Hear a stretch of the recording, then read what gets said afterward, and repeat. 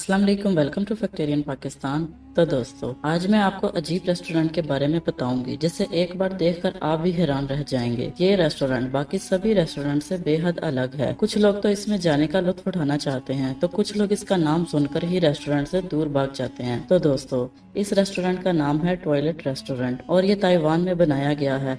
यहाँ पर रखी गई हर चीज आपको टॉयलेट की याद दिलाएगी, चाहे वो खाने की डेकोरेशन हो या फिर सर्व करने वाली प्लेट। यहाँ पर आपको टेबल और कुर्सियाँ भी टॉयलेट सीट जैसी ही मिलेंगी। दोस्तों, जिस चीज का नाम सुनते ही हमारा खाना खाने को मन नहीं करता, वहाँ पूरी चीजें आपको खाना खाते वक्त दिखाई दे, तब तो किसी का भी दिमाग खराब हो सकता है। लेकिन यहाँ पर ऐसा कुछ नहीं हुआ। ताइवान में बना ये रेस्टोरेंट बहुत ही हिट साबित हुआ है, जिसके बाद इस थीम पर हांगकांग और चाइना जैसे शहरों में भी इस रेस्टोरेंट को बनाया गया। तो दोस्तों, आप में से कौन कौन इस रेस्टोरेंट का लुत्फ उठाना चाहता है, मुझे कमेंट करके जरूर बताएं। तब तक के लिए मुझे इजाजत दें। अल्लाह हाफिज।